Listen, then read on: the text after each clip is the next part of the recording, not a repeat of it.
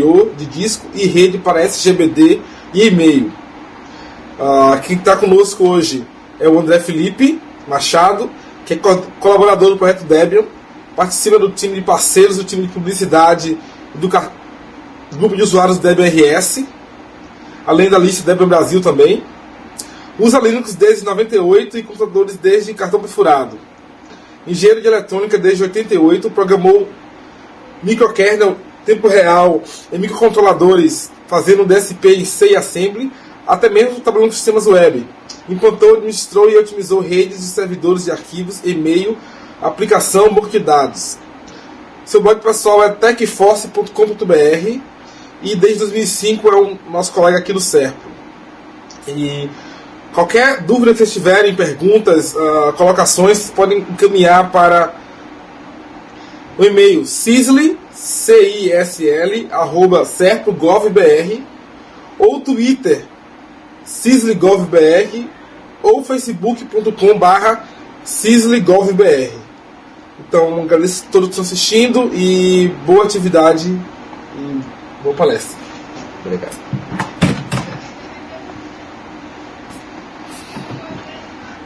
Bom dia, gente. Vamos iniciar diretamente aqui a palestra. O assunto é técnico. A gente prevê aproximadamente 1 hora de apresentação e depois abrir o espaço para perguntas e debates, eventualmente, que aconteçam. Tá? Tem uma dinâmica um pouco diferente de fazer ao vivo, isso, então eu peço um pouco de paciência, que é por causa dessa dinâmica diferente de fazer por vídeo. As perguntas, né, que vocês tiverem ao longo da apresentação, eu peço que vão enviando para os e-mails, Twitter e Facebook, conforme indicado, que a gente vai procurar responder, trabalhar, apresentar para todo mundo no fim da apresentação, certo? Vamos ver se eu acerto aqui, como colocar na tela. Acredito que agora vocês estejam assistindo já a tela da apresentação. Muito bem.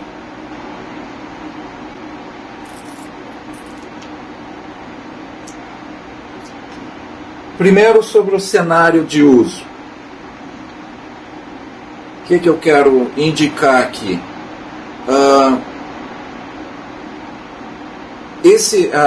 Essa palestra vai ter um cenário testada sobre um cenário de uso específico, mas é aplicável a outros, porque muito mais importante do que os números, dados que eu vou apresentar aqui, é como analisar o problema, como identificar o que está acontecendo e como pesquisar uma solução para ele. Para quem nunca enfrentou esse tipo de problema em cargas muito altas, é desconcertante no início. A gente levou um tempo até entender, descobrir o que estava acontecendo, até chegar nas soluções. E as soluções não são algo completamente difícil. Tem que entender o problema que está acontecendo e principalmente adaptar a análise, adequar a análise ao cenário que vocês vão ter lá na sua empresa. Por exemplo, a gente testou isso, está em produção, está em produção há mais de 1 ano, com virtualização. Eu vou separar as camadas depois para explicar o que é feito dentro da virtualização e o que é feito dentro da camada do sistema operacional convidado, porque pode ser que você esteja diretamente sobre a máquina física, sem camada de virtualização, e aí você vai ter que analisar só nesse contexto. As informações que eu vou apresentar para você servem para outros tipos de virtualização. Claro que o parâmetro de ajuste vai ser diferente, mas a ideia básica é a mesma. Então você vai procurar na documentação da sua tecnologia de virtualização, seja, por exemplo, ZenServer, KVM, ou proprietária como vSphere ou Hyper-V, você vai ter que procurar os parâmetros adequados para lidar com o problema. Tá? Mas os conceitos são muito similares. A gente testou aqui, está em produção há mais de ano esses parâmetros em Debian Linux estável, porque em produção a gente não tem que lidar com o mais novo, mais cheio de recursos, mas com o que funciona comprovadamente. Tá? Só em último caso, última carta na manga, a gente usa um backport um pouco diferente de algum programa que não esteja mais novo, de algum programa que não esteja no repositório oficial. Isso é produção, gente. Produção de missão crítica, a gente tem que ter muito cuidado. Outra coisa que é muito, muito, muito importante sobre o cenário é que a gente implanta isso sobre uma rede SAN e um Data Storage Server de muito alto desempenho IOPS. Ele praticamente se comporta como um RAM disk de tão alto desempenho, mas é um Data Storage Server. Eu peço a vocês que assistam, quem não assistiu, assista a primeira de uma série de palestras sobre ZFS Data Storage Server, aqui mesmo no CISE, está nos arquivos na página do Software Livre Gov.br. Está lá arquivado o vídeo da apresentação.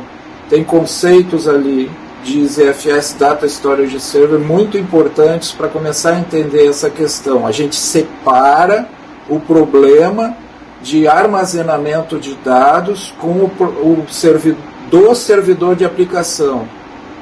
A gente está lidando com cargas tão altas que uma máquina só não pode funcionar tão bem para duas coisas ao mesmo tempo. Então elas ficam cada vez mais especializadas. Uma máquina, no caso, um Data Storage Server, que aliás não é um só, é um cluster de Data Storage Server, ele se preocupa com uma tarefa: armazenar e devolver os dados com altíssima confiabilidade e altíssimo desempenho. Outras máquinas cuidam da aplicação. Tá? E a rede SAN também, no caso, a gente usa aqui no Serpro como rede SAN de fibra ótica por causa da baixa latência. Já me perguntaram, por que não usamos a SCSI, por exemplo, ou NFS ainda? No momento,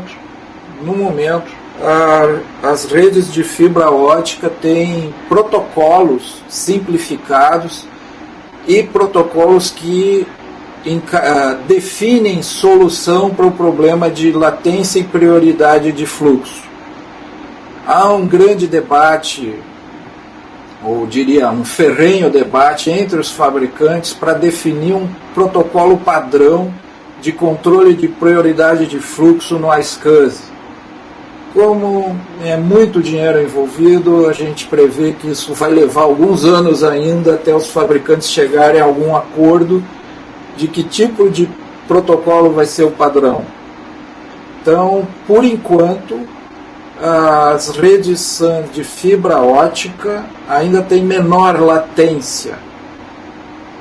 Não quer dizer maior velocidade de transmissão contínua de dados, é latência de transação. A gente pode voltar a isso a um outro ponto depois. Já me perguntaram também, mas se eu tiver montar um servidor com um array de discos muito rápidos, não é a mesma coisa, gente, não é a mesma coisa, e você ainda vai estar com o problema de estar misturando mais de uma função na mesma máquina. não vai ser ótimo. Vai funcionar? Claro que vai, mas não vai ser ótimo. Você vai ter um desempenho aquém das possibilidades da máquina. Com o tipo de carga que a gente lida, você tem que tirar o máximo de toda a tua infraestrutura. Outra coisa importante, que também é objeto de palestra, tem muitos artigos lá no meu blog sobre isso, a gente está presumindo que no cenário de vocês vão ter implantado o multipath, LVM, os sistemas de arquivo tunados para arquivos pequenos, acessos paralelos, isso é vital, escritas síncronas e acesso aleatório. Isso aqui é o pior cenário de armazenamento possível, tá? Nenhum fabricante conta isso para vocês de primeiro momento. Só se você fizer pergunta direta, e ainda vão gaguejar provavelmente. Porque esse é o pior carga de trabalho possível para um hardware de armazenamento. E é justamente o que vocês vão enfrentar quando estiverem lidando com SGBDs, né, bancos de dados, e no nosso caso também servidores de e-mail. É o pior cenário possível, e é justamente onde vamos estressar ao máximo a infraestrutura. Outro tópico de análise desse cenário, a gente só se preocupou com IPv4. Não vamos tratar aqui hoje de IPv6. Isso é outro departamento e é muito extenso. Então, cenário de análise é IPv4. Os servidores têm que ter suporte à virtualização no hardware. Tá? Isso é o CPU, BIOS, placa-mãe, todo mundo ali tem que estar preparado para lidar com as tecnologias de virtualização atuais.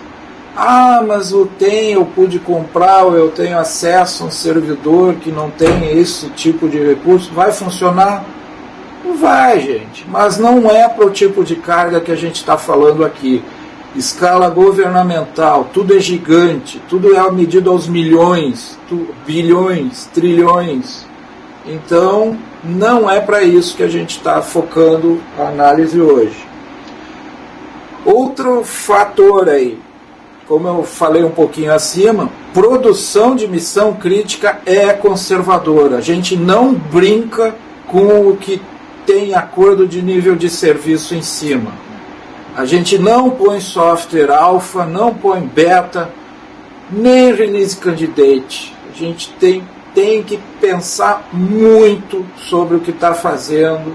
Cada parâmetro tem que ser muito testado, cada software tem que ser muito escolhido, formar cenários laboratórios. Então, mas a distro, o pacote tem coisa. Gente, tem que funcionar, é confiabilidade em primeiro lugar. Vamos prosseguir aqui. Como é que os usuários percebem os sintomas? Isso são as coisas que vocês vão ouvir, né? A demora está grande na resposta a clique de comando em certos horários. Você olha lá e parece que tem baixa carga de CPU e não entende muito bem o que está acontecendo. Aí o usuário fala em palavras assim, faísca atrasada, reloginho, né? Mesmo para resposta simples. Outra frase que a gente já ouviu é: depois que começa, vai. Essa aí é folclórica. Uma coisa que vai chamar muita atenção de vocês é um usuário que relata algo assim: baixar uma ISO leva 15 segundos, mas baixar 1 KB também leva 15 segundos. Isso, para quem não enfrentou, começa a ficar muito desconcertante, muito confuso, porque se você olha lá, parece que a carga está baixa, o processamento da tua aplicação não está tão alto assim. Como é que pode acontecer uma coisa dessa? E aí você procura e não encontra o que está havendo.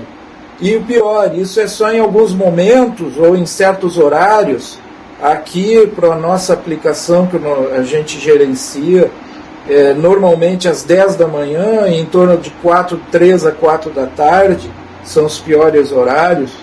Isso é histórico. Né? Então, você nota, tem um tempo para analisar, o ambiente se comporta de modo diferente. Nós estamos falando de máquinas high-end, gente. Não é maquininha, é máquina de múltiplos núcleos, múltiplos processadores, muitos e muitos gigabytes de RAM, 16, 32, 64. Hoje em dia você pode comprar máquina com 2 terabytes de RAM, gente. Então a gente está falando assim de máquinas grandes, storage, rede SAN. Isso é escala governamental, escala corporativa. E o comportamento é diferente. E aí você olha, mas ou pior, tem que explicar para os superiores. Como que eu gastei tanto dinheiro nesse servidor, tanto dinheiro assim, e está lento na hora do rush, vamos dizer, na hora do pique?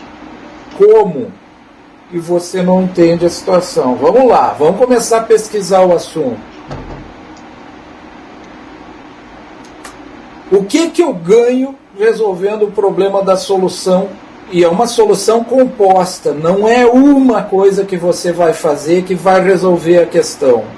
É um conjunto de ações. O que eu falei lá antes, no primeiro slide, ou primeira tela? Você tem máquina, você tem sistema de arquivos, você tem camada de multipath, do device mapper, você tem do LVM, tem o storage. Você não vai botar tudo na mesma máquina, não vai montar array dentro da tua máquina, não vale a pena isso nessas escalas. E olha ali o que a gente ganhou, isso é comprovado nosso. Nós ganhamos 84 vezes mais agilidade no cenário. Esse tipo de ganho, 8.300%, justifica o esforço de análise e o que a gente vai fazer. Vocês vão chegar a isso? Não sei. Depende do cenário de vocês, depende do comportamento da aplicação e até como os usuários utilizam a aplicação de vocês. Você vai ter um sistema mais rápido e ágil, que responde aos cliques mais rápido. Tá? O sistema é resiliente. O que eu quero dizer com isso? Quando ele enfrenta uma pancada de carga, ele se recupera muito rápido e volta a funcionar em condição nominal rapidamente. Porque se você não implementar esse tipo de solução que a gente vai falar aqui, analisar o problema, você vai enfrentar uma coisa muito estranha e perigosa, que é o comportamento de carga, sobrecarga, ficar oscilando. Vamos pensar assim, o sistema entra em swap, que é um pesadelo, e depois sai de swap, depois entra em swap de novo, fica tudo lento, depois sai de swap, e, por exemplo, se for um web server, isso é um desastre. Quem já viu um Apache, um servidor web entrando em swap, é desesperador. Tu perde a máquina para efeito prático. Ela faz um crash? Não. Só que ela fica tão lenta que não serve para mais nada. Você ganha mais, dependendo das transações que tiver ali, reiniciando a máquina do que esperando ela sair do swap. A menos que tenha uma transação de missão muito crítica em andamento, depende da tua aplicação. Você não pode perder, truncar, e tem que esperar ela encerrar ordenadamente. Mas olha aí, o que a gente vai fazer? O que eu estava falando antes do Kitani envolve especialização. Se eu vou especializar a máquina em ser ágil, eu posso acabar reduzindo a velocidade de transferência. Por que eu falei em storage antes? Porque qualquer disquinho SATA que tu compra na esquina hoje tem, sei lá, 50 megabytes por segundo de transferência de arquivo. Transfere uma ISO nessa velocidade. Isso resolve o teu problema? Não. não resolve o teu problema para o tipo de carga e aplicação que a gente está lidando. O que resolve é agilidade, IOPS, operações de entrada e saída por segundo. O que eu vou ter mais? Eficiência da infraestrutura e menores custos. Você faz mais com menos. Ter máximo desempenho.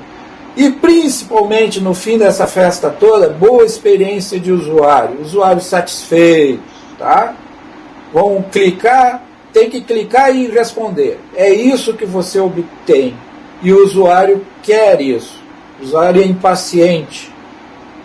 E principalmente se os concorrentes fizerem algo rápido, eles também querem ver das suas aplicações algo rápido. Vamos lá. Identificando o problema real. Agora vocês têm que prestar muita atenção que nós vamos dividir o problema em camada de virtualização e sistema operacional convidado. O que eu conversei lá antes? Você pode ser que você esteja operando diretamente sobre a máquina, pode ser que você esteja dentro de máquina virtual. As duas coisas afetam o desempenho final.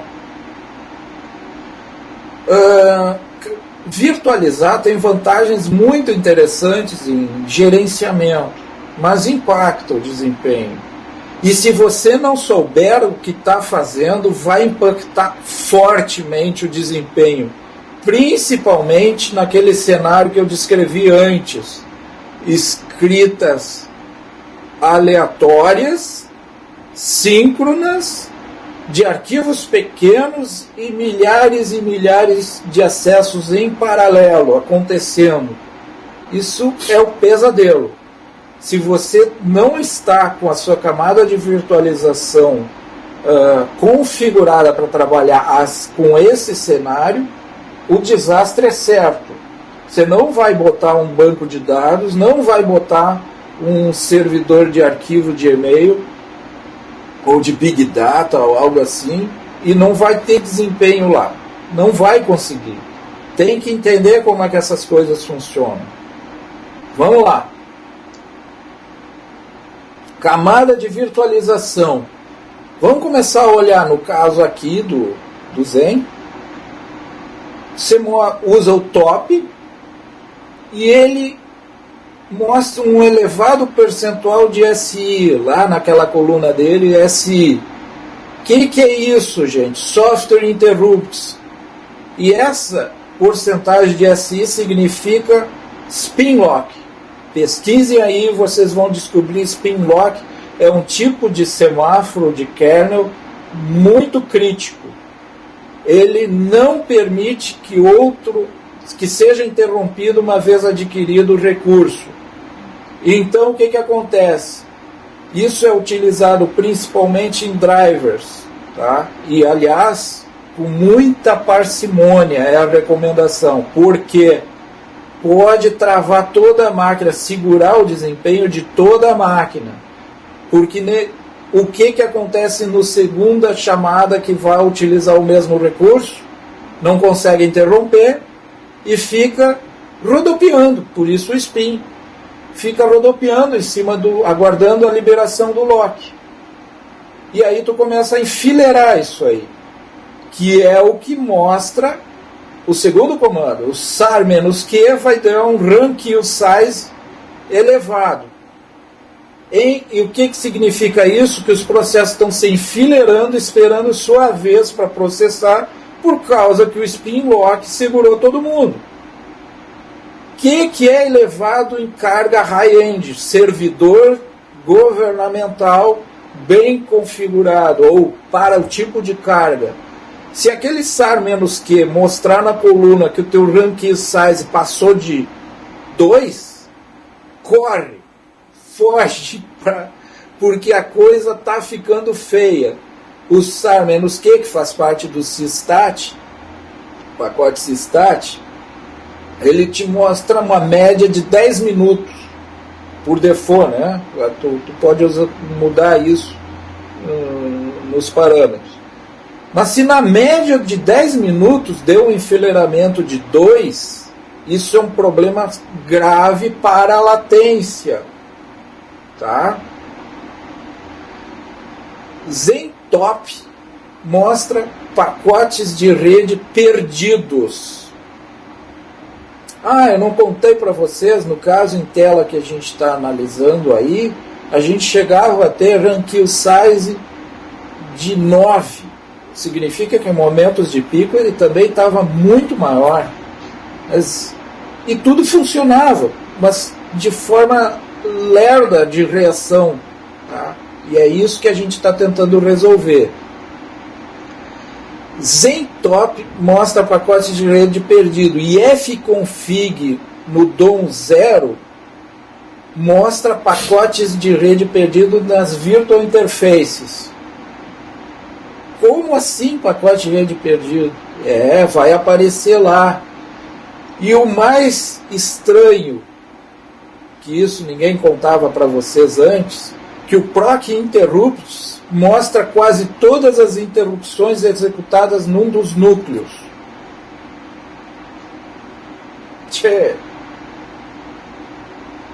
Olha, esse cenário é composto, gente. Não é uma das coisas que vai te indicar o problema. É esse conjunto aí. Vamos seguir adiante. Só um pouquinho aqui. Tá. No sistema operacional convidado, o top mostra um elevadíssimo I/O weight. O que é isso, gente? Se você está chegando agora no análise do top, o processo mandou uma requisição de escrita ou leitura para a camada de disco do VFS, no caso do Linux, e está esperando que o armazenamento responda. E o processo está esperando, quero ler o arquivo, responde aí, cadê meu arquivo? E ele fica esperando. E a CPU fica esperando sem fazer algo de útil. É a I/O wait, esperando pela requisição de I/O ser atendida. No outro lado, no outro aspecto, o I/O estático, aquele parâmetro todo ali, vai te mostrar elevadíssima porcentagem de utilização do device, do dispositivo. Ele está sendo usado, ele está saturado, pode estar 90%, 100%, mas está demorado. Como assim? Se ele está bem usado, não deveria estar respondendo rápido? Não, ele está sendo usado, está transmitindo em alta velocidade, mas com muito alta latência. TCP trace sobre os dados do TCP dump que você vai botar em sua máquina. Isso são dois comandos, um você colhe e o outro você analisa. Vai mostrar conexões muito demoradas. Algumas delas ficam vários segundos para transmitir poucos bytes, dando uma velocidade final baixa e o idle time muito alto. Já outras são rápidas, ou até a média pode ficar razoavelmente em média, mas tem conexões e uma porcentagem preocupante delas com tempos muito altos. E é justamente o usuário VIP, né? Quem é da área de governo é justamente o ministro que vai estar sofrendo com isso. A lei de Murphy é implacável. Implacável. Vamos lá, prosseguindo. Agora vamos aos conceitos da solução composta. Gente, o que eu falei um pouco atrás? Não adianta a velocidade, você não vai se preocupar com isso, porque hoje em dia qualquer hardwarezinho baratinho... Gente, aqui nós estamos falando de hardware enterprise. É disco fibra ótica, é disco size enterprise, até mesmo disco SATA que seja enterprise. Vamos lá, não usaria isso para missão crítica. Pelo menos o Nearline SATA, que é um SATA Enterprise com interface SAS. Mas tem sua aplicação. Tá? Você divide o problema, aqui a gente divide o problema em diferentes níveis, tem sua aplicação. Um pouquinho aí que eu tô com sede. Vamos de novo. O foco aqui é latência. Latência, gente. Repita, latência, latência, latência. Isso é que importa no fim das contas para o tipo de aplicação que a gente está lidando. O usuário está interessado principalmente nisso, é disso que ele reclama. Clicou, tem que responder já, o mais rápido possível. A gente percebe que depois que começa a responder, ele até se dispõe a esperar que termine a resposta. Mas alguma coisa tem que começar a acontecer para ele o mais rápido possível. Como qualquer hardwarezinho barato resolve a tua questão da velocidade de transmissão, tu vai focar na latência e mesmo que sacrifique um percentual, diminua a velocidade final, ainda vai ser suficiente para atender o usuário de forma satisfatória. Mas o principal é latência. Vamos lá. Vamos entender alguns conceitos básicos aqui. Isso vale para todos os virtualizadores. Todo o I/O de rede e disco das máquinas virtuais é feito por software. E isso é visível no DOM 0 no caso do Zen. Visível, não é executado ali tecnicamente, mas é mais embaixo, mas é no DOM 0 que tu enxerga ele. Repita, todo o I/O de rede e disco das máquinas virtuais é feito por software. Que isso eu vou enxergar no DOM 0. Existe um desbalanceamento de software, interrupções de software, e um núcleo não é tão poderoso para dar conta das cargas de I/O que a gente está trabalhando. Ah, mas meu departamento pequenininho aqui resolve. Tudo bem, resolve para ti, mas nas cargas que a gente está falando, não resolve. Muitos chaveamentos de contexto também estão acontecendo. Tá? Isso aí te derruba o desempenho final de latência. Latência. Não tem mágica, gente. Está chaveando o contexto, está gastando tempo fazendo isso. Gastando tempo gerenciando o kernel, o sistema. É menos tempo para a tua aplicação, mais tempo para ela responder. É mais demora em ela responder, reagir a alguma ação. Vamos lá. No sistema operacional convidado,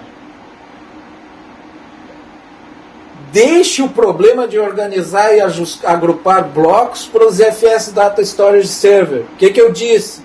Assistam a palestra já gravada, a primeira de uma série, sobre ZFS Data Storage Server. Vocês têm que separar os problemas. No tipo de carga governamental, não dá para tunar uma máquina para fazer duas coisas de forma ótima. Você deixa uma máquina ou um grupo de máquinas para fazer o armazenamento e outra para servir a tua aplicação. Envie os blocos a serem escritos rapidamente ao ZFS Data Storage Server. Se livra deles o mais rápido, despacha. Faz o flush dos block buffers o mais rápido que for viável. Não, nem sempre o máximo possível, mas o que é viável. Você tem que reduzir a probabilidade de usar swap. Tem que induzir o kernel a tomar a decisão de usar swap só em último caso. Outra coisa, nós vamos reaproveitar os sockets TCP o mais rapidamente possível, pois o tempo default de time wait é alto. Time wait é um estágio lá da conexão TCP. Olha só o conceito da solução que a gente vai trabalhar. Despachar, primeiro, separar o problema de armazenamento de dados, de processamento dos dados. Um para cada lado. Assim que eu processar os dados, eu despacho ele para outra máquina resolver o problema para mim. E o mais rápido que for viável. Vou induzir o kernel a tomar uma decisão de usar ou não swap de uma forma diferente. E vou reaproveitar os sockets TCP o mais rapidamente possível. Ou que seja interessante, melhor dizendo. Vamos lá. Escolhendo os parâmetros para esse cenário. Camada de virtualização. Repita. Nunca, jamais, never, nem que a vaca tussa configurar o número total de vCPU de todas as máquinas virtuais maior que o número de CPUs menos um. Menos um. Por que o menos um? Porque eu tenho que fazer processamento de I/O por software. E eu preciso de CPU para fazer isso. Por que eu não boto 10 máquinas de 8 núcleos sobre uma máquina de 4 núcleos física? Porque eu vou chavear contexto, gente. Ah, mas eu queria fazer e funciona. Funciona. Mas a tua latência vai para a estratosfera. Não é o problema que a gente quer resolver. Ah, mas o vendedor me explicou que eu podia socar 40 máquinas ali dentro da meu host. Gente, nós estamos lidando com um problema de alta carga, em alto desempenho. Uma coisa é conveniência, outra coisa é eficiência. Outro item importante na hora de comprar ou de usar as máquinas. Esquece hiperthreading ou outra tecnologia equivalente. Isso aí é overbook de silício. Por quê? Porque os caras gastam 5% mais de silício para obter não 2 vezes mais desempenho, mas uns 30% de desempenho. É bom, desde que seja eficiente do ponto de vista econômico, mas é eficiente do ponto de vista tecnológico? Para o nosso caso, que queremos resolver o problema de latência, não. Você vai contar os núcleos de verdade, ou vai comprar máquina com núcleo de verdade. Tem outra questão aí, que você tem que pesquisar se o seu virtualizador, que você vai escolher, está preparado para lidar numa máquina de hiperthreading. Acredito, as mais recentes versões de processadores e as mais recentes versões de compiladores e kernel conseguem trabalhar com o quê? Imagina que você tem o núcleo, vamos dar nomes assim, o núcleo 1 e o núcleo 2. O núcleo e a máquina tem hiperthread, ou hyperthread, sei lá a pronúncia. Hyperthread? Seja. Tá bom, HT. Chega. HT. Vamos chamar núcleo 1A e núcleo 1B. E núcleo 2A e núcleo 2B. Se o virtualizador não está adequadamente projetado para trabalhar, o que ele vai fazer? Pode acontecer. Tu tem duas máquinas virtuais para executar naquele instante, tudo é nanosegundos. Ele acaba escalando a máquina, o núcleo da máquina virtual para rodar no processador 1A e no 1B. E o que você tem? Não tem o dobro de desempenho, você tem 1,3 de desempenho. E tem muito mais latência, porque no final das contas, lá dentro do silício, vai ficar chaveando o contexto também. Em vez de fazer por software, vai fazer por hardware. Esses HT trabalham nos pipeline, basicamente, no instruction pipeline. E tenta otimizar isso um pouquinho mais, que é bom, mas pode acabar com a tua latência. Por isso que o virtualizador tem que estar ciente e preparado para trabalhar com o HT. Se você tem 2 processos e 4 núcleos virtuais, ele vai escolher, por exemplo, uma máquina virtual no núcleo 1A e outra no núcleo 2A. Separar os núcleos. Claro, depois chega a terceira máquina virtual e vai fazer o quê? Não tem de onde tirar, ele vai botar na 1B, por exemplo. Aí o núcleo 1 vai ficar saturado. Cláudio, tá bom? Tá só o vídeo que tá meio... Tá. Instalar no DOM 0 e DOM U um daemon. DOM 0 é o do virtualizador, onde você controla as coisas. DOM U é onde é o seu convidado. Então você tem que instalar esse daemon e IRQ Balance para reequilibrar dinamicamente as interrupções de software.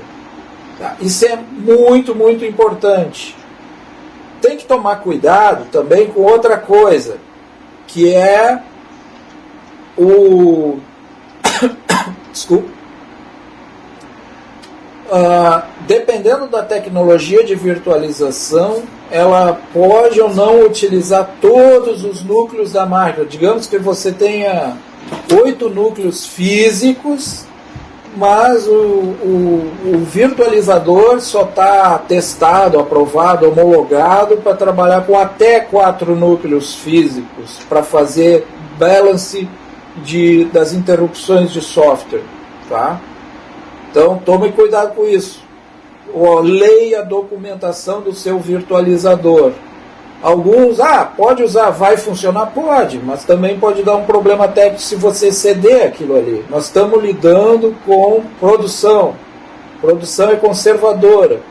Se o pessoal só conseguiu demonstrar, comprovar, homologar o funcionamento com até 4 núcleos, fica com isso que já vai te resolver bastante problema.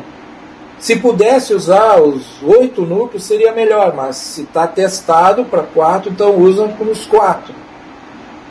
Outra técnica para baixar a latência na camada de virtualização é prender uma máquina virtual a um núcleo. É o que se chama de CPU pinning.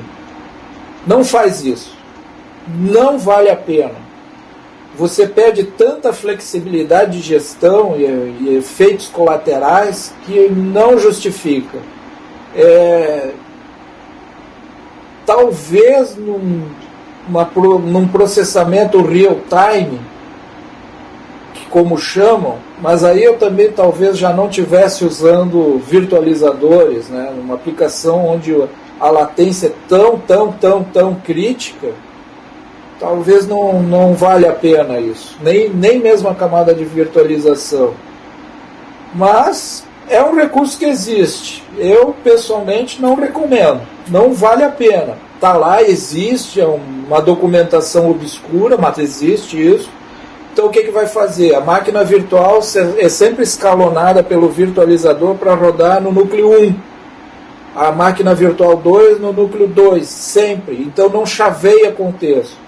Como você está lá na primeira linha, nunca usando o número total de virtual CPUs maior que CPU menos 1, então ela vai acabar nunca chaveando o contexto da máquina virtual, dentro do virtualizador.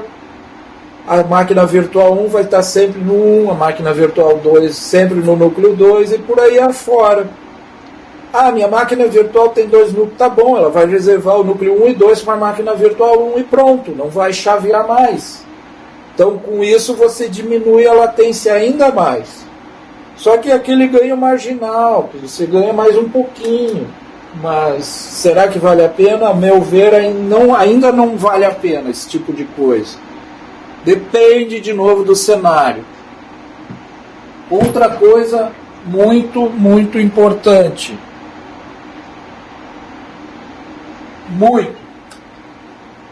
Deixa eu pegar uma água aqui.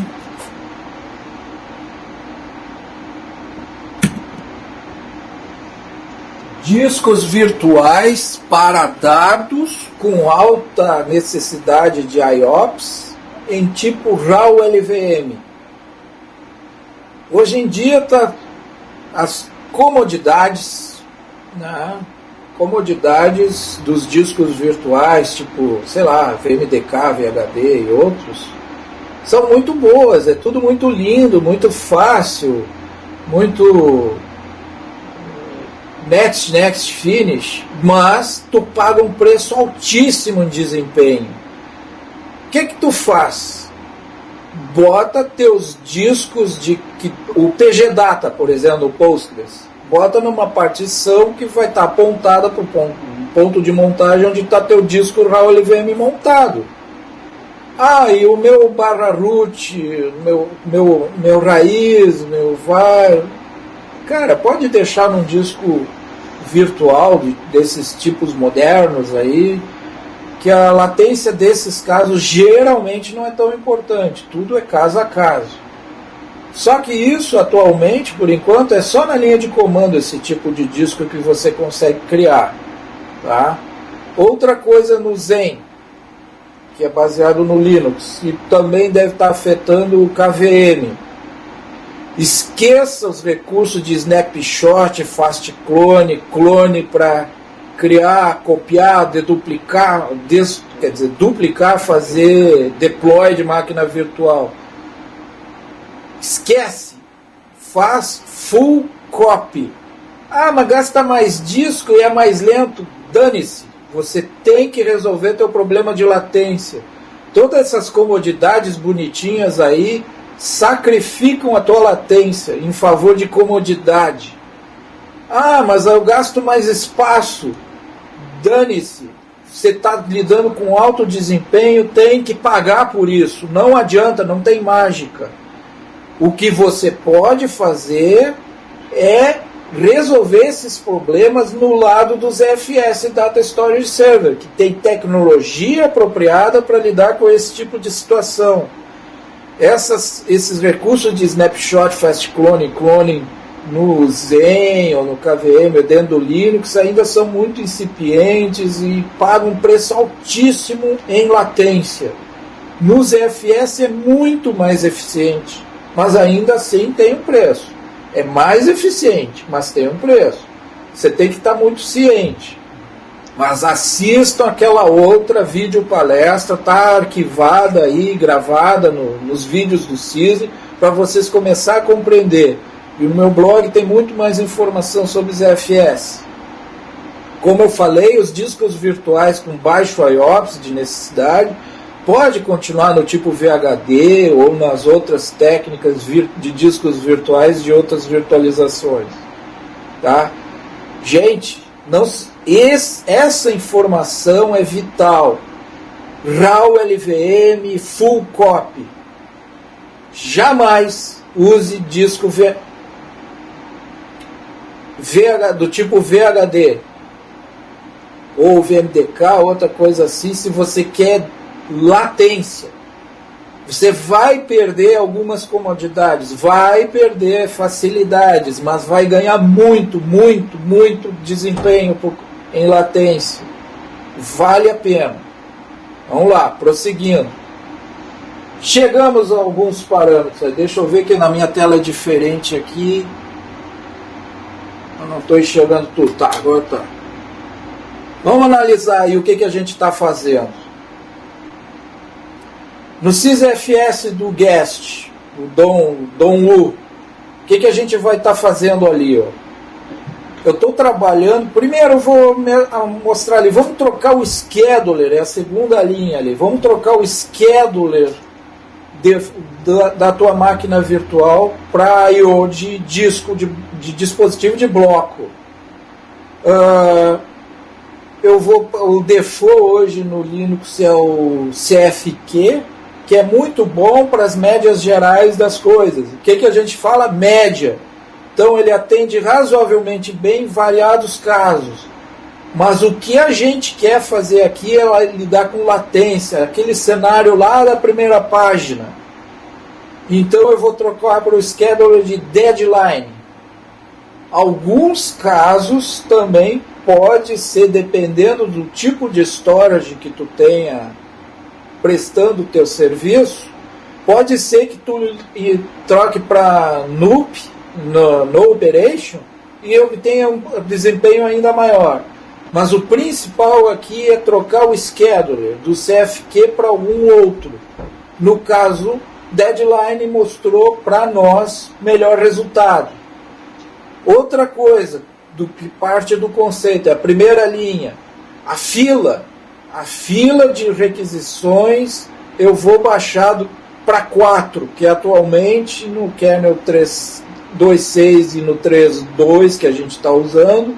3.2? Sim, 3.2, porque é o que está estável na distribuição Debian, mantido com segurança, amplamente testado. Eu baixo para 4, ou seja, não vai ter mais de 4 requisições na fila. A quinta causa um flush, um envio direto para as camadas mais embaixo ainda no dispositivo. Outra coisa é o FIFO-BATCH, relacionado a esse conceito de fila, que está ali embaixo, do I/O Scheduler. Eu não deixo acumular. Default, se eu não me engano, está em 16 também no batch. Eu não quero fila. Na hora que chegou para FIFO uma requisição, eu quero despachar e já abrir, requisitar o kernel para baixo que despacha aqueles blocos. E o front merge é controverso, depende da sua situação. Esse front merge, gente, consulte a documentação do seu kernel. Pelo amor de Deus, não faça copy-paste do que está aí na tela. Isso é para análise, cada caso é um caso.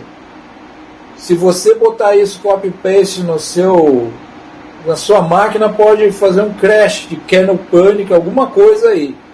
Por favor, analisem. Até as localizações aí, XVDB, para o caso que eu estava analisando, tá? Isso aí vai mudar para o seu dispositivo que você tenha lá. Front merge é um caso estranho.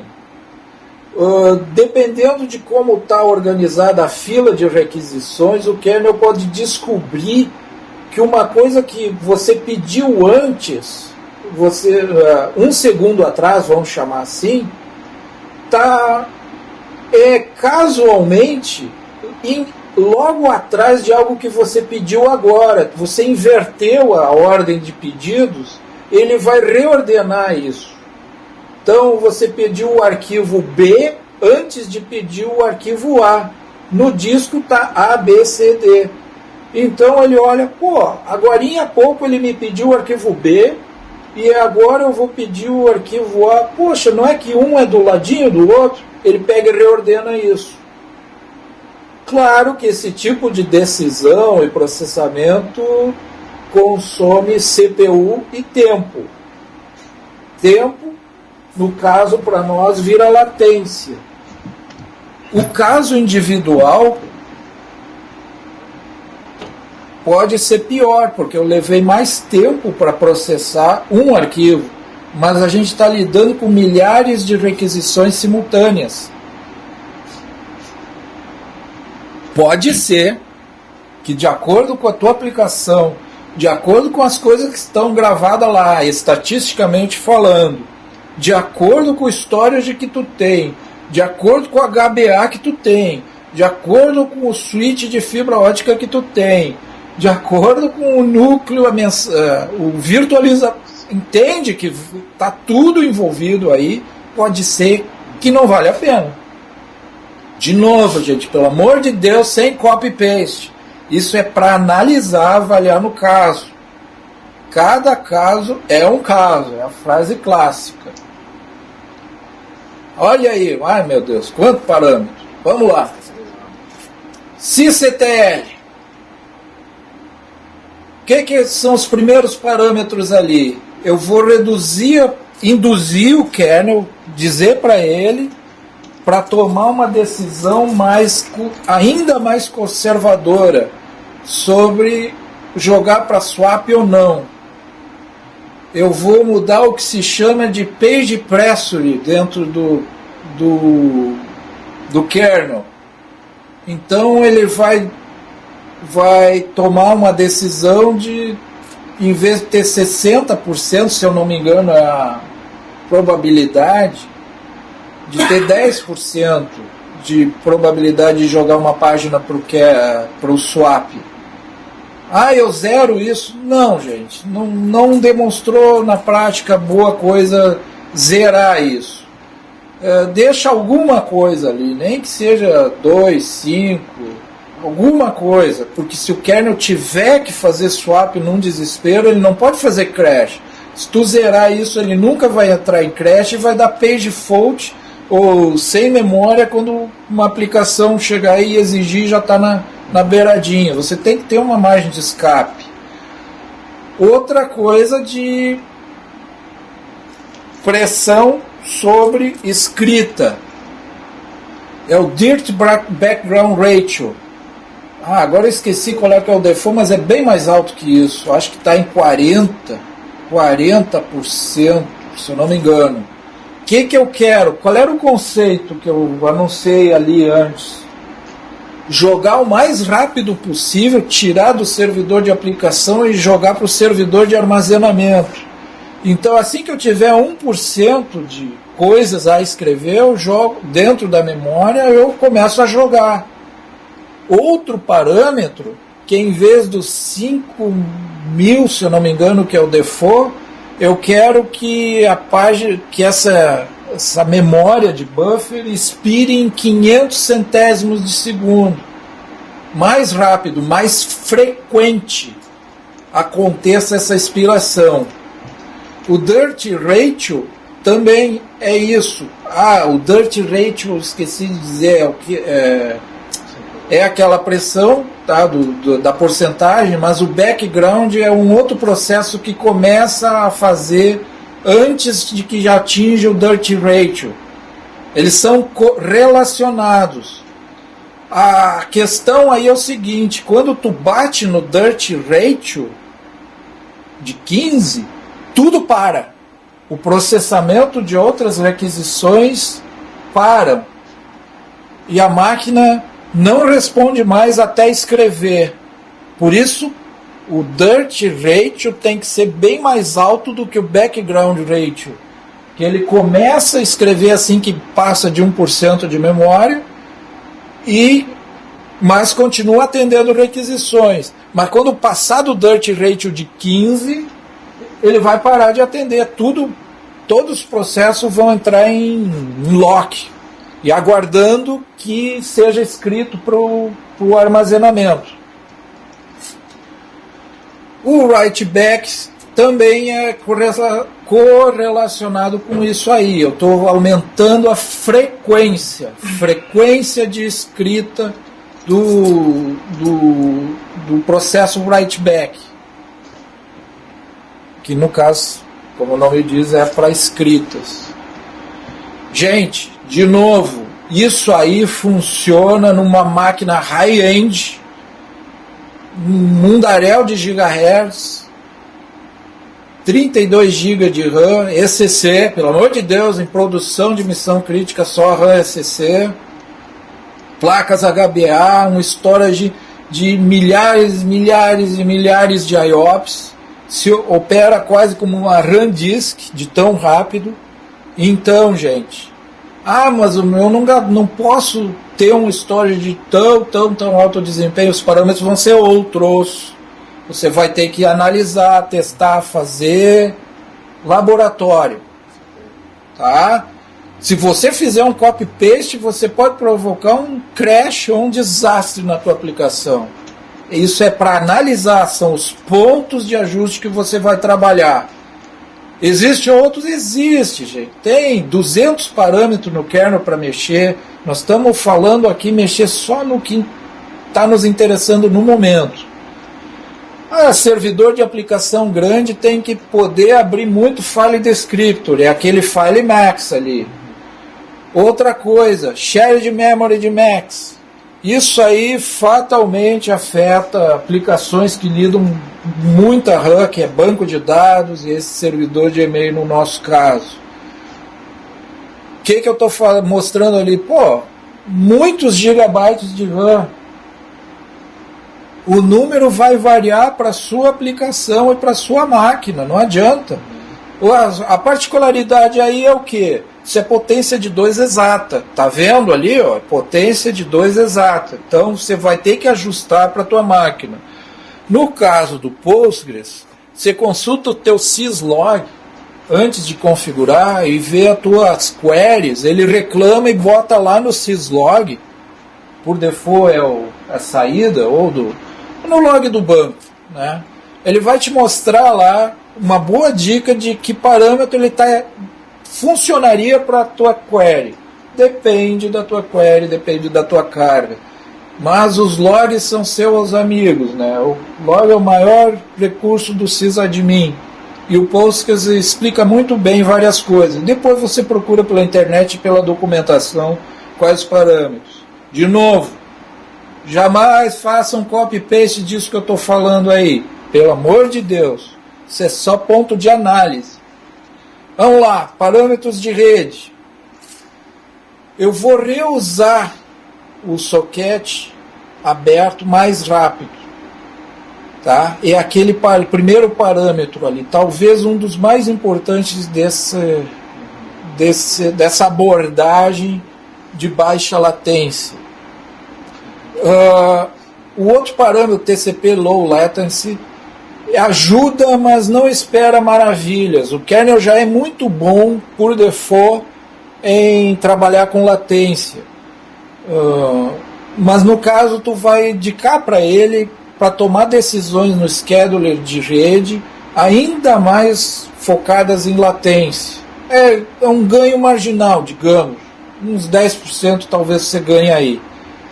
O Keep Alive Time no TCP, por default na rede, eu acho que está em 1 hora. Vamos baixar para meia hora, para não deixar uma conexão presa. Outra coisa que afeta em servidores grandes é o backlog das conexões ali, aquele SYN backlog. O que é? Está chegando muita gente no teu servidor e a máquina não está dando conta tanto assim rapidamente, começa a enfileirar a requisição TCP. Cuidado com o SYNFlood, gente, tem outros parâmetros para lidar com isso. Mas esse backlog aí começa a enfileirar. Então você aumenta isso, coloca ali em algo como 1024. Para servidor grande está muito bom isso aí. Pode aumentar mais? Pode, mas se tu já tem que aumentar mais, é porque a tua máquina não está dando conta. Está faltando processamento para ela dar conta. Se chega a enfileirar 1024 conexões num segundo, a tua máquina já está saturadíssima. Você precisa mais máquina. É isso aí. Não adianta, você bota lá 4096, só o que o usuário vai notar é o quê? Eu clico, ele não devolve erro, mas fica lá, a ampulheta lá rodando, né? O browser fica lá e... não derrubou, mas também não respondeu. Então você não está resolvendo, se você aumentar muito esse parâmetro, só está jogando o problema, empurrando com a barriga. Não é isso.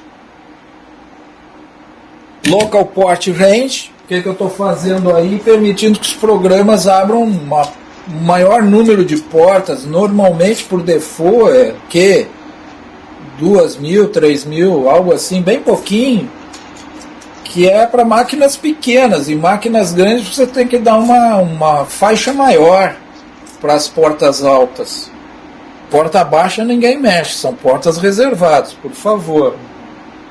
Fim timeout é outro parâmetro bem importante aí para derrubar a conexão depois a TCP que terminou, já está no estágio fim do handshake.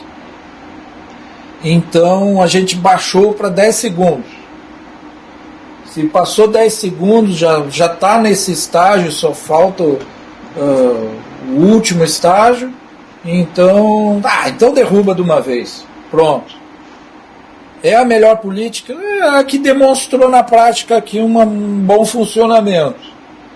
Talvez não a mais elegante, é um pouco agressiva. Você pode optar por não fazer isso ou deixar um timeout bem mais longo, digamos alguns minutos, para garantir que o usuário já tenha desistido psicologicamente, digamos, tenha desistido. Se demorou 10 minutos, então é certo que o usuário já desistiu, já está telefonando até. Certo? Gente, reitero, não faz copy-paste disso aí.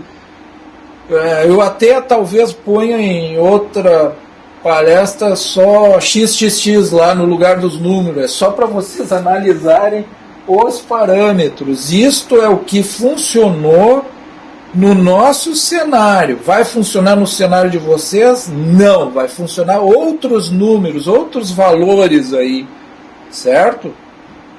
Vamos prosseguindo. Quando você mexe com os outros parâmetros, tem que mexer mais coisas no caso do Linux, tá? Então, vamos mexer lá no limitsconf. Estamos aumentando lá os limites soft e hard para abertura de file descriptors. E estamos indicando lá no caso do Debian, no PAND, no Common Account, que quando um usuário, e usuário entenda-se aqui usuário de programa, por exemplo, usuário Postgres, usuário Cyrus, usuário Apache, sei lá, né? Vai ter que usar aquela biblioteca. Então você tem que configurar também o Common Account. E o porquê não botar só no Profile? Profile só vale para terminal. Então eu boto lá o mesmo valor para, no caso, quando eu abrir um SSH na máquina, aí eu enxergo os mesmos valores, tá? Tem os mesmos valores. Só isso. Se você configurar o Profile, você abre um SSH, enxerga, roda o programa, funciona, mas quando o daemon dispara, não funciona. Pô, mas como assim? Por quê? Porque você precisa ter o Linux e o Common Account configurado também. Presta atenção, isso é uma pegadinha. São vários lugares para você alterar. E os valores? Cara, depende da tua máquina. Depende do tua aplicação. Depende do teu storage. O meu é array. Outra coisa. Vamos voltar aqui, ó. Essa queue, se eu estou falando, ali ó, primeiro falando number requests, essa queue, se eu estou lidando com um array dentro da máquina, é outro parâmetro. Porque a queue tem que ser um múltiplo do número de discos que você vai ter, porque se eu estou num array, eu estou lidando num nível um pouco mais alto. Então, tome cuidado, gente, tome cuidado. Tudo muda, dependendo. Gente, já chegamos ao fim. Queria dizer aqui algumas páginas de divulgação aqui para o projeto Debian, para quem quiser colaborar. Tem aquela página ali para quem é programador, que deve se fazer as perguntas para saber se vai se alinhar com a cultura do projeto Debian. E para quem não é programador, são perguntas para a pessoa se fazer, para saber se ela vai se sentir feliz, bem. Ali, para quem não é programador, o projeto Debian precisa de gente para tudo que é a área humana, né? Até advogados, contadores, desenhistas, de tudo. Ali uma página técnica sobre empacotamento e tem as nossas comunidades aqui do Debian Brasil e Debian Rio Grande do Sul, certo? Minha ideia é disponibilizar esse PDF aí no meu blog, que está ali embaixo, techforce.com.br, e também no Software Livre Gov.br. Espero conseguir isso rapidamente. Certo, agora nós vamos abrir o espaço para perguntas, o tempo para perguntas. Eu vou consultar ali o computador, vamos trocar a tela aqui. Trocando a tela. Eu vou ver se tem alguma pergunta, gente. Foi bem até no tempo. E vamos ver se a gente consegue ajudar aí o povo. Aguardem aí, só um pouquinho.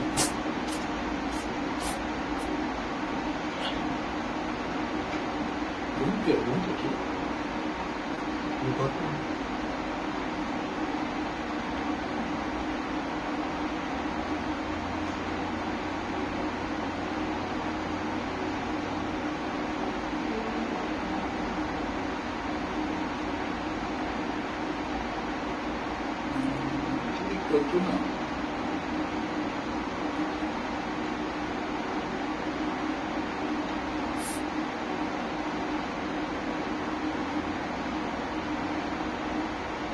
Aqui.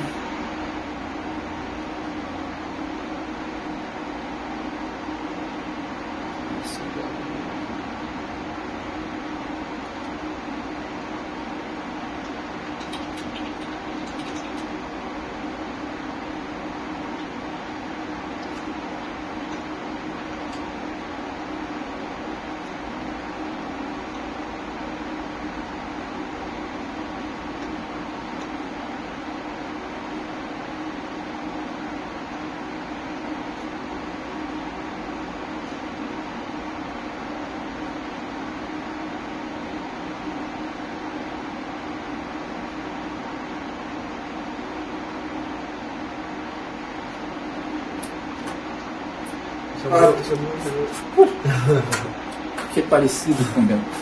Tem uma pergunta aqui, eu acho que é do Dácio, se eu acertei o nome. Se a pergunta é sobre CPU pinning para o DOM 0. Acho que é essa a pergunta dele. Nem para o DOM 0 deve-se fazer o CPU. Olha, a perda de flexibilidade que vai afetar as outras máquinas também, né, eu ainda acho que não vale a pena. Você poderia tentar, eu realmente acho que o custo-benefício não está valendo. Quando tu chega nesse estágio de sacrificar demais o gestão em favor do desempenho, é porque talvez tu já esteja com o teu conceito de solução um pouco enganado, né? Não adequado para a solução. Aí, por exemplo, eu já não usaria virtualização, né? Porque tu já está sacrificando tanto da gestão, das comodidades de gestão. A virtualização tem essa vantagem, que eu realmente acho que não vale mais a pena. Então tu já partiria para usar outro tipo de gestão de máquina física, né? A gente usa aqui o Puppet dentro de máquina virtual, mas você poderia usar Puppet para máquinas físicas também e outras tecnologias também para fazer deploy e gestão de configuração. Em resumo, eu acho ainda não valer a pena, sacrifica demais. Funciona? Funciona, mas compra mais máquina, eu diria. Porque aí no projeto da infraestrutura tu vai ter que dividir carga. E aí com o que tu perde no sacrifício na gestão das máquinas, tu investe melhor, mantém essas comodidades, tu já chegou num ponto muito bom de otimização dos kernels, etc., do uso da virtualização.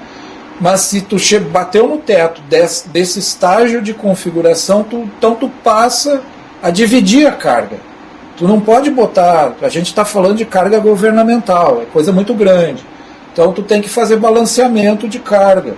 Não vai dar. Uma hora as máquinas crescem, senão daqui a pouco tu vai ter que construir máquinas gigantes, tipo, ou partir para o mainframe, que é grande, mas é uma tecnologia muito cara, muito cara. Tem uma aplicação específica, necessidades específicas. Se tu consegue resolver antes de botar, e tem Debian para mainframe, se tu consegue, sem precisar de um hardware tão dispendioso, dá para resolver de forma, com um conceito diferente de infraestrutura. Tá? Não sei se eu consegui explicar, manda um e-mail de novo, aí a gente revê aí, complementa a pergunta, certo? Deixa eu olhar se tem mais outra aqui.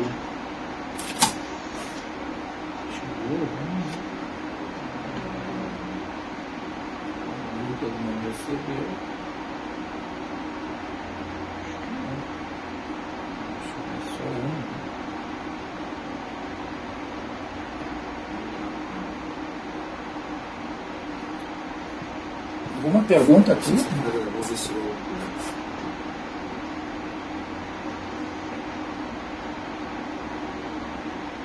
Não? Alguma sugestão de outro parâmetro que eu esqueci, de Tony, aí das tuas experiências? Não, acho que na verdade os conceitos foram muito bem explicados. Né? Bom, gente, pois é, o que eu quis apresentar para vocês hoje era o que se deve buscar, o que se deve investigar, ferramentas para analisar, e notem, os resultados individuais das ferramentas de análise não dizem muito. É o conjunto, contexto que elas formam que denuncia o problema que você está enfrentando. Então você só vendo um número não resolve. Você não entende o que está acontecendo. Quando você coloca todos aqueles diagnósticos, forma o cenário. E gente, Hardware Enterprise, por favor, nós estamos ligando com carga governamental.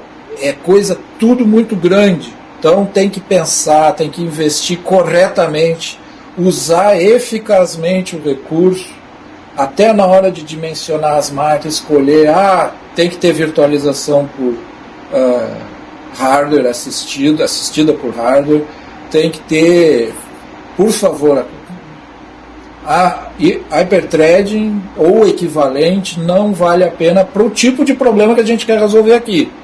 Resolve para outro cenário? Resolve. Mas para esse cenário aqui, esquece. Foi o que eu falei. No final, em algumas aplicações, aí tu encontra relatos na internet, até piora o desempenho. Então tem que tomar muito cuidado com isso.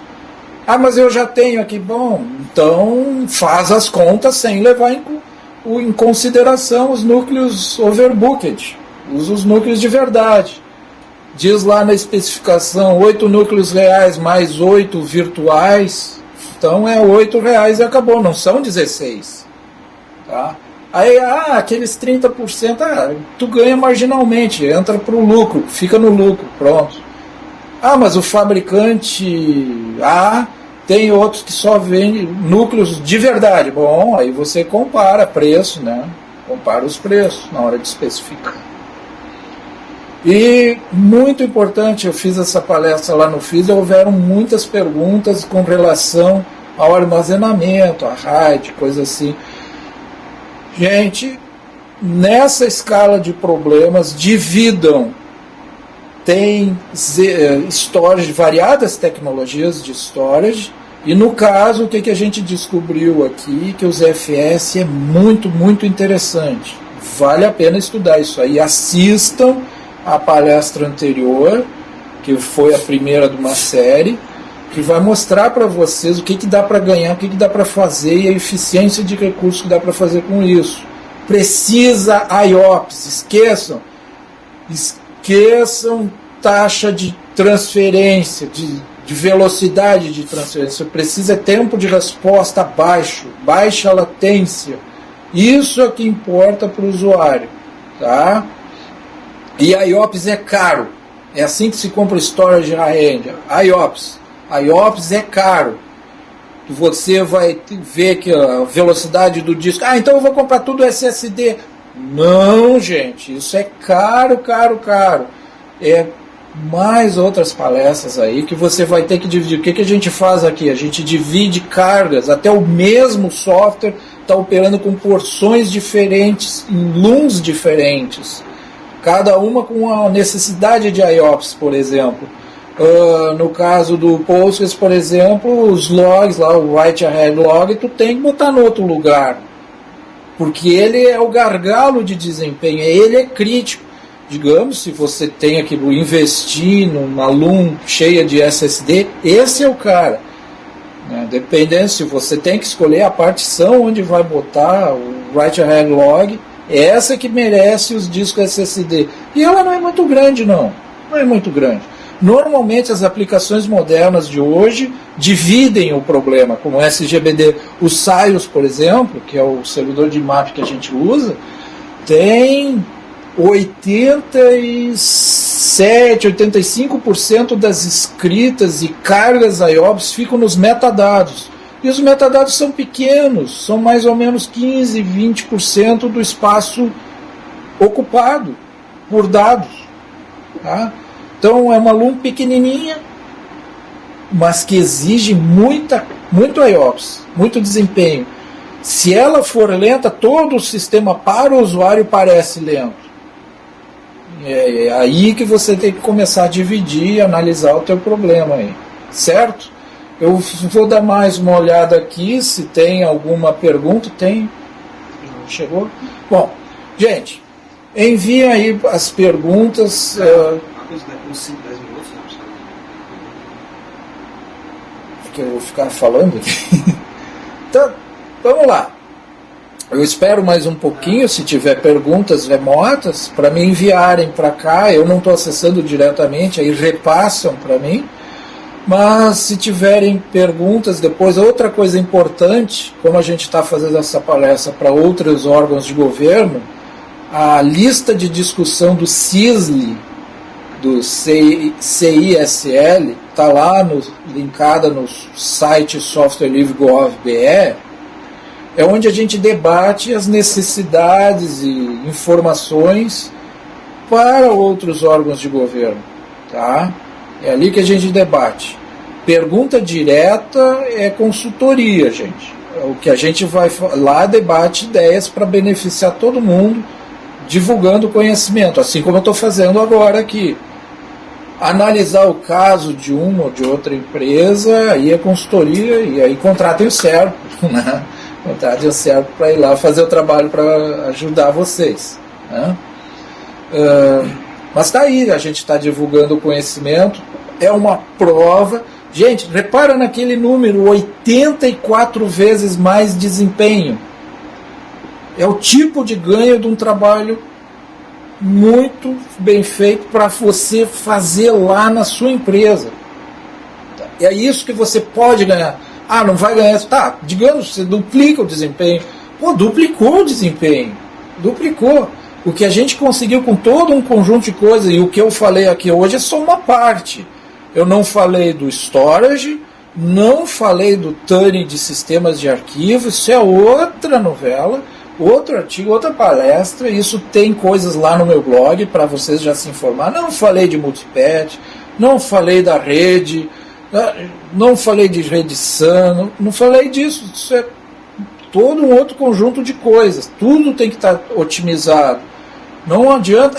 Também não falei do hardware específico. Marginalmente eu falei de discos. Tá, eu marginalmente. Por exemplo, gente, SATA, e nessa escala de carga, por favor, tome muito cuidado. O negócio é SAS de 15K RPM, SAS SSD. Tá? Isso é caro? É caro. Mas é o tipo de desempenho. E Enterprise, gente, algo que não contam para vocês. Disco do qualificação doméstica só funciona até 30% do tempo ligado, ele estraga. Disco corporativo é 24/7, é o nosso caso. Então, não faça economia boba. Né? Tem mais uma pergunta? Eu vou olhar a pergunta, gente. Espera aí.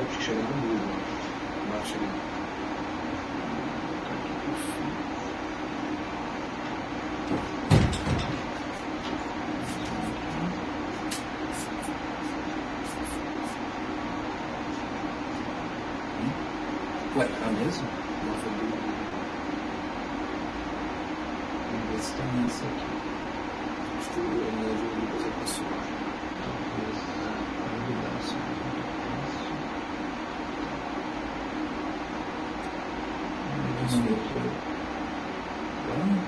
Se for pessoal.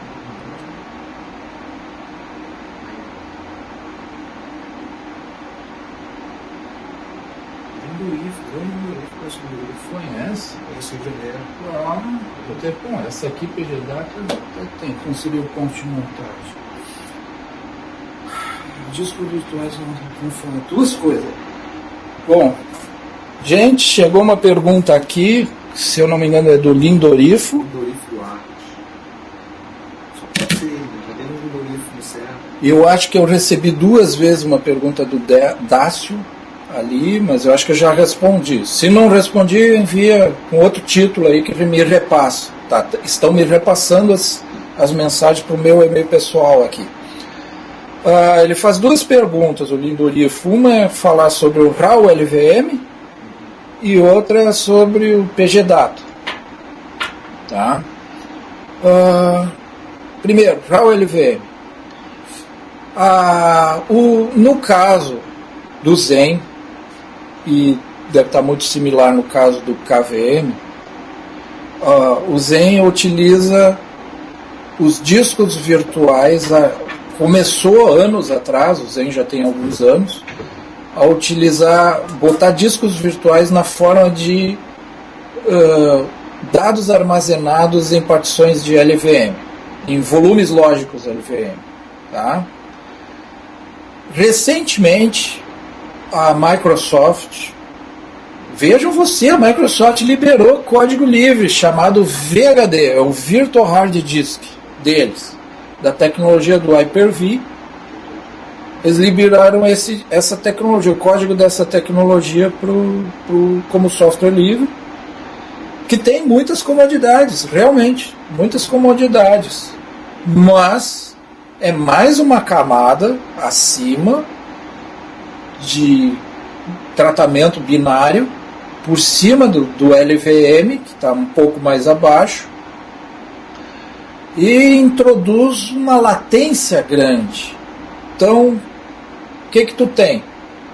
Maiores comodidades sacrificando a latência. O que eu falei toda essa palestra? Esquece desempenho de velocidade. Tu quer desempenho de latência, tempo de resposta.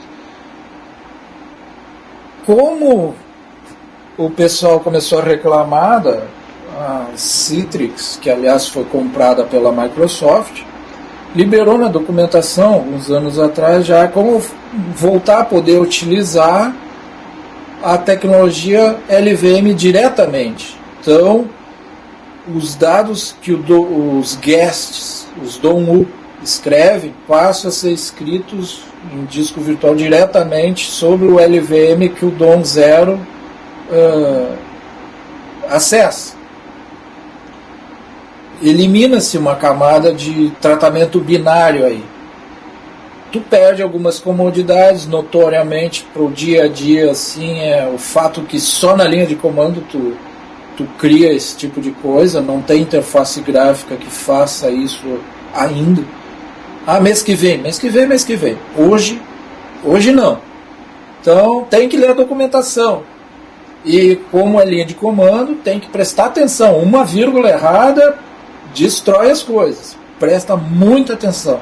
Está lá na base de conhecimento, é documento oficial, tem um how-to lá e ensina como fazer.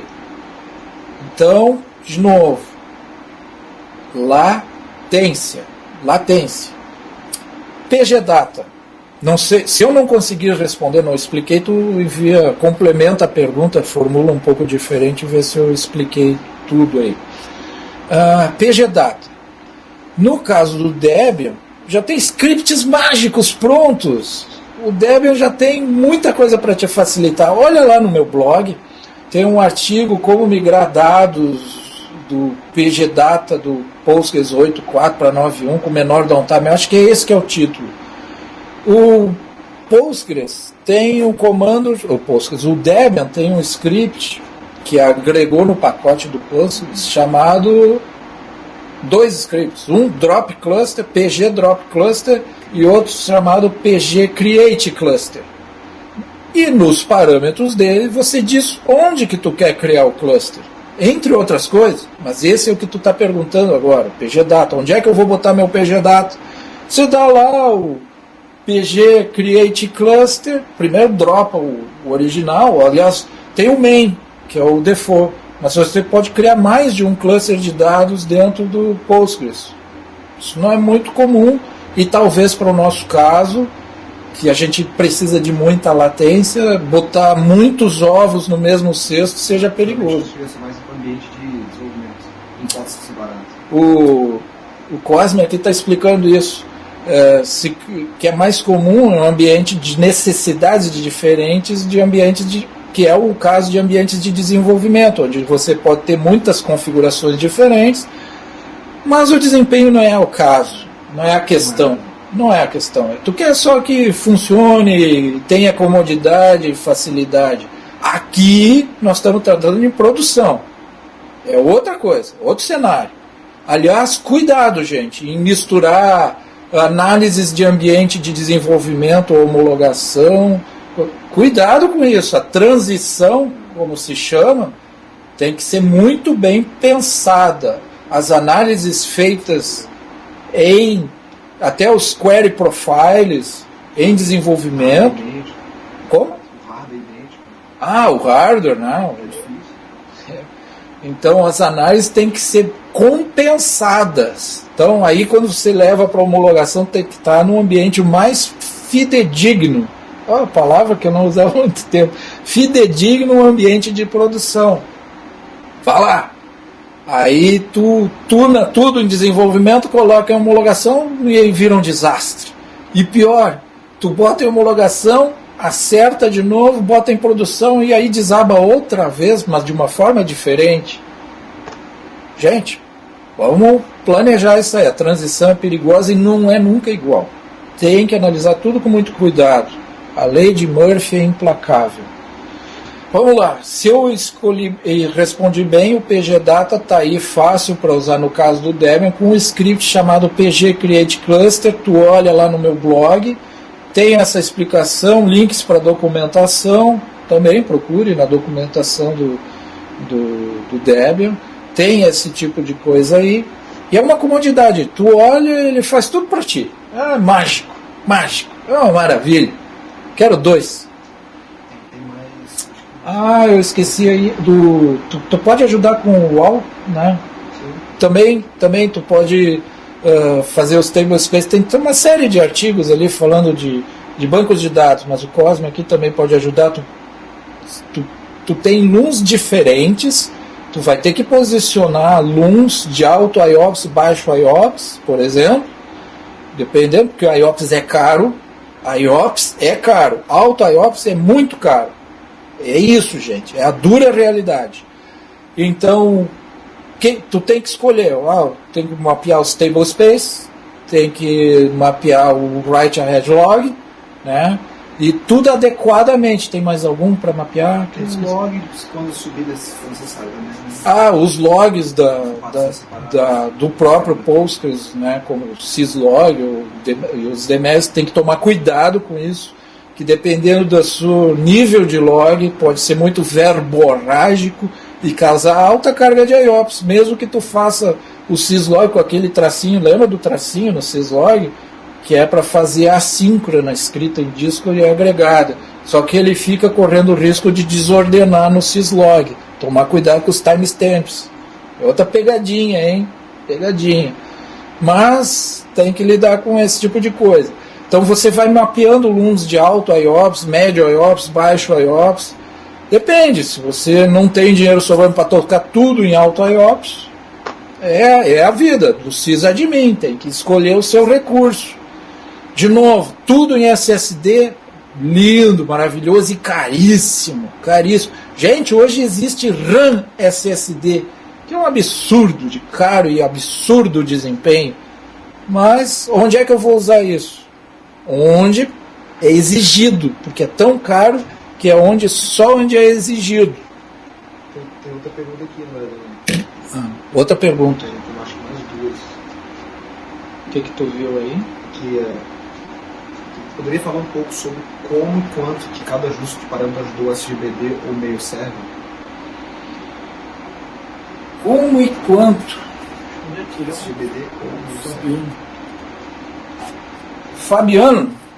O Fabiano perguntou quanto cada parâmetro ajudou. Como eu contei para vocês, cada um ajuda um pouquinho, não tem um que resolva tudo. Mas talvez os que mais ajudaram na camada de virtualização foi o IRK Balance, instalar o daemon e configurar para ele usar mais de um núcleo, No caso ali do Zen era até 4 núcleos. Eu acho que deu mais impacto, assim. E a troca dentro das máquinas virtuais é que no Zen Server o scheduler já está em NOP, que é o que normalmente, não quer dizer sempre, acabam usando quando tu está com um storage de alto desempenho, que aí quem reordena as escritas é o storage, ele que resolve, tá? Então, e dentro do lado do guest, talvez os parâmetros que deram maior influência foram a troca do algoritmo de scheduler, de CFQ para deadline. Talvez individualmente eu diria que fossem os maiores impactos. No caso de rede, aquele FIM Timeout e o TCP TW Reuse, eu acho que é assim de cabeça, acho que foram os que deram maior impacto. Cada um ajuda um pouquinho. É tudo que você tem que fazer? Não. Tem 200 parâmetros de kernel para mexer. Ah, mas a minha rede... Cara, é o teu cenário. Ah, eu vou precisar mais memória para TCP. É o teu cenário. Estou falando num caso em teste que a gente botou em produção há mais de ano. Está funcionando, aguentando muita pancada todos os dias, 24 horas sobre estresse. Incrível, gente. O pessoal usa 24 horas por dia aquilo mesmo. Tem lá. Então, e em horários, como eu falei, às 10 da manhã, no nosso caso, às 4 da tarde, em torno desses horários, é o cão. É onde todo mundo resolve fazer tudo. E o usuário corporativo é ultra intensivo. A gente chama de usuário agressivo. Envia assim uma média absurda de e-mails, no nosso caso é o que mais causa carga, no sistema de grupo era impacta no banco de dados também, uma média muito além do que o usuário doméstico faz, tá? Isso é caso de governo, corporativo, é a ferramenta de trabalho do dia inteiro de muitas pessoas dentro da empresa, então a carga é muito alta, muito alta. Tem outra pergunta? Se eu não conseguir explicar, depois você manda de outro, reformula a pergunta e eu envio outro. Recomenda-se desabilitar HT em hosts de virtualização? Recomenda-se desabilitar HT em hosts de virtualização. Quem mandou, sabe? O Felipe. O Felipe Oliva. Sim, eu diria que vale a pena. Se o virtualizador, você não tem certeza que o virtualizador está preparado para lidar com o HT. Lembra o exemplo que eu te falei, eu falei para todos vocês, sobre o processador 1A, 1B, 2A, 2B. Tá? Na hora do escalonador, decidir, tem 4 núcleos virtuais e 2 núcleos máquinas virtuais para rodar, uma com cada núcleo, vamos simplificar. Ele vai botar a primeira no 1A, a segunda ele vai botar na 1B ou na 2A, por exemplo. Se ele não souber que existe o compilador que foi usado para gerar o virtualizador e o virtualizador souber disso, ele não vai saber e vai acabar colocando 1A e 2A ocupados. Sendo que no final tu tem não 2 vezes o desempenho, velocidade, tu vai ter 30% a mais de velocidade, mas a tua agilidade pode ficar ainda pior por causa disso. Nós estamos lidando com latência, não com velocidade de transmissão. É tempo de resposta, imediatismo. Então, eu diria que vale a pena desabilitar. Você tem que testar no seu cenário, na sua aplicação. De repente, o virtualizador e versão de virtualizador que você escolheu já está preparado para trabalhar com isso e pode ser resultados bons para você. Mas o que conta é núcleo de verdade. Núcleo de verdade. O resto é overbook. E é isso. Quando a gente está com um problema de latência, tu não pode botar overbook. A gente não faz overbook de núcleo. Não põe 40 núcleos virtuais numa máquina de 8 núcleos de verdade. Não tem isso, porque a latência vai ser um desastre. Vamos ver se tem outra pergunta. Tem outra pergunta? Acho que não. Bom, gente, nosso tempo está quase finalizando. Temos até 10 minutos, depois corta um link. Então, parece que não tem outras perguntas. Vou dar mais alguns segundos aí para quem enviar perguntas e para repassarem para a gente. Se eu não conseguir responder as perguntas ou esclarecimentos, por favor, entrem na lista do CISLE, né, para ser troca de ideias entre empresas governamentais, né, e em linhas gerais, né, de novo, consultoria é outro departamento, certo? Atende serviços também, né? Então, consultoria é uma coisa, dar uma orientação geral é outra. Tá? Que sirva, aplicável para todo mundo, né? Que é como essa palestra aqui. Não focou num problema específico, focou em ensinar como vocês vão analisar o cenário de vocês para chegar até uma solução sólida. Bom, chegou alguma coisa aí? Não? Então tá, gente. Eu agradeço a presença. Parece me enviar um número aí que surpreendeu. Pô, tem 178 pessoas assistindo uma palestra que não é nada leve. Não é light. Não é filosofia isso aqui. Isso aqui é escovar bit mesmo. Então, agradeço a presença, a participação de vocês. Mais perguntas, entrem na lista do CISLE para debater publicamente, né? Claro, vocês não vão botar dado privado numa lista pública que fica arquivada, né? Então, debatam em termos que sejam úteis para outras empresas de governo também.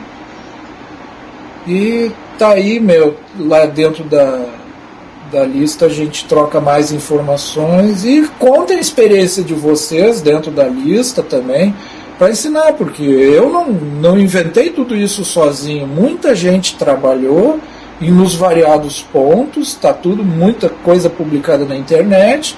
Eu agreguei mais coisa, botei outras. Isso é o software livre, gente. A gente soma esforços e melhora, devolve para a comunidade e outros vão melhorar. Vocês vão pegar o que a gente debateu aqui hoje, vão descobrir novas coisas, novas tunings, novos ajustes para outros cenários. No meu cenário aqui, que é outro tipo de caso, eu descobri mais coisa. Ou neste mesmo tipo de cenário, variando ali, vi que afetou tantos %, porque eu estou usando um storage com uma tecnologia, ou na experiência com RAID, eu consegui até tanto. Outras empresas podem estar usando o RAID, eu já disse. Nesse tamanho de problema, tem que usar storage. A minha dica é usar ZFS Data Storage Server. É uma tecnologia tão livre, tão interessante, que você pode começar a experimentar em casa, com maquininha baratinho. Claro que não vai botar isso em produção de missão crítica. Mas teu home server pode ser com ZFS. Pode, tem até FreeNAS fazendo isso. Mas pode. Isso é outra palestra, assistam a outra lá. Tá? E pode ter negócio gigantesco de milhões de IOPS rodando com ZFS.